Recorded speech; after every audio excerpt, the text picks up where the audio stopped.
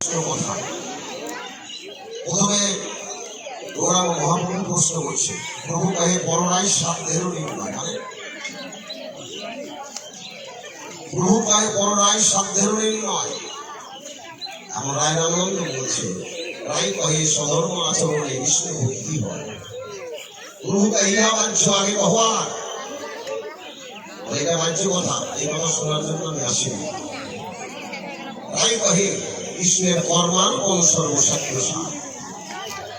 প্রভু কহিয়াও বাহ্য আগে ভগবান, রায় কহে স্বধর্ম ত্যাগ সর্বশাস্ত্র সার। প্রভু কহিয়াও বাহ্য আগে ভগবান, রায় কহে জ্ঞান বিশ্ব ভক্তি সর্বশাস্ত্র সার। প্রভু কহিয়াও বাহ্য আগে কহ আর।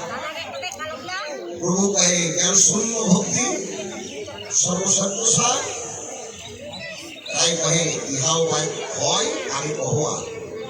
এখানে সে বলছে হয়, এত ভুল বললো বাচ্চ, এবার বলছে হয়। তাই কহে প্রেম ভক্তি সর্বশব্দ সার। প্রভু কহে ইহাও হয় আমি কহা। তাই কহে রাষ্ট্র প্রেম সর্বশব্দ সার। প্রভু কহে ইহাও হয় আমি কহা। বেশি প্রশ্ন চাপান দেব না, তার প্রথমে সাতটা লাইনের মধ্যে জিজ্ঞাসা থেকে যাচ্ছে। প্রথমে বলা হয়েছিল কি, স্বধর্ম আচরণে বিষ্ণু ভক্তি হয়। বিষ্ণু ভক্তির কথাকে বাহ্য করে দিলেন কেন? আমার প্রশ্ন। দেবতার মধ্যে শ্রেষ্ঠ দেবতা হচ্ছে ভগবান বিষ্ণু। প্রমাণ করেছিল ভৃগুমণি। ভৃগুমণি একদিন শিবের কাছে গেল, তাকে দেবাদিদেব মহাদেব বসে আছে ধ্যান করছে। শিবের কাছে গিয়ে মহাদেবকে বলছে, মহাদেব তুমি কি কোনো দেবতা? ছাই ভস্য মাখো, গাঁজা ভাঙ খাও, তুমি কোনো দেবতা? শিবের মনে রাগ হল। শিবের কাছে ত্রিশূল ছিল, এই ত্রিশূলটা যখনই তুলেছে ভৃগুমণিকে মারবে। ভৃগুমণি সেখান থেকে চলে গেল ব্রহ্মার কাছে। ব্রহ্মা দিকে ধ্যান করছে, ব্রহ্মার কাছে গিয়ে আবল তাবল গালাগালি শুরু করেছে। ভৃগুমণির উপরে ব্রহ্মারও রাগ হয়ে গেল। অগ্নিপিণ্ড দিয়ে যখনই ব্রহ্মাকে মারবে, ব্রহ্মা যখনই ওই ভৃগুমণিকে মারবে, ভৃগুমণি সেখান থেকে চলে গেল বিষ্ণুর কাছে। দেখে ভগবান বিষ্ণু শঙ্খ চক্র গলাবদ্ধধারী একটা সাপের বিছানা করে, ভগবান বিষ্ণু ওই সাপের বিছানা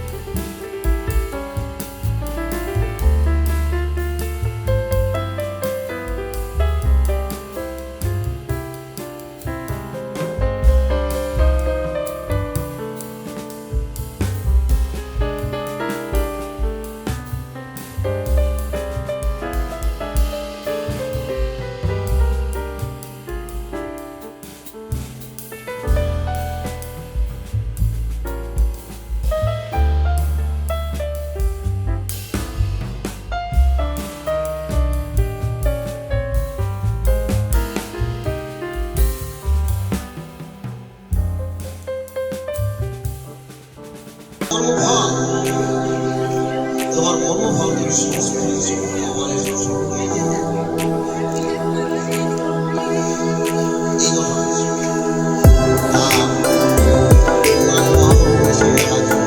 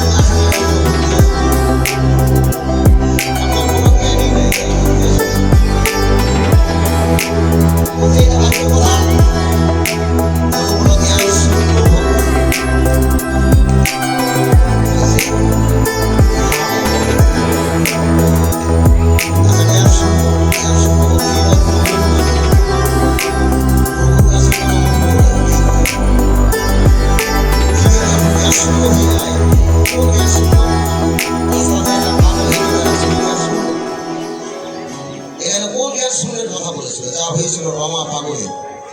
রমা পাগল নামে একটা পাগল ছিল, ওই ঝুলির মধ্যে একটা গোপালের মূর্তি ভরে রাখত। বলি আপনাদের কাছে ভিক্ষা করে যা পেত ওই পাগল ভিক্ষা করে বেড়াতো, খালি গায়ে থাকতো, কোনো বসন করতো না, শীত কি গরম কি, কোনোদিন গায়ে পোশাক পরতো না। তো শীতের দিন, মাঘ মাসের ঠান্ডার দিন, এইরকম ঠান্ডার দিন গ্রামের কিছু মানুষ যুক্তি করেছে পাগলের সঙ্গে একটু মস্করা করা যায়। গ্রামের মানুষ বলছে, এই পাগল, ওর নাম ছিল রমা, এই রমা এই পাগলামি করে বেড়াস, তুই ভিক্ষা করে যা পাস গিয়ে তোর গোপালের ভোগ দিস, তোর গোপাল ওই ভোগ খায়, তোর গোপাল কথা বলে? গ্রামের মানুষরা বলছে। রমা পাগল বলছে, হ্যাঁ আমার গোপাল খায়, আমার গোপাল কথা বলে। তোর গোপাল যদি কথা বলে তাহলে তোর গোপালকে আমাদেরকে দেখাতে পারবি? গ্রামের মানুষ বলছে, হ্যাঁ পারবো। যখনই বলেছে গ্রামের মানুষকে হ্যাঁ পারবো, যখনই বলেছে হ্যাঁ পারবো, কবে দেখাবি? আগামী দিন রাত্রি 12টার সময় আমার সঙ্গে তোরা আমার গাড়ির সামনে যাবি, তাহলে আমার গোপালকে তোরা সবাই দেখতে পাবি।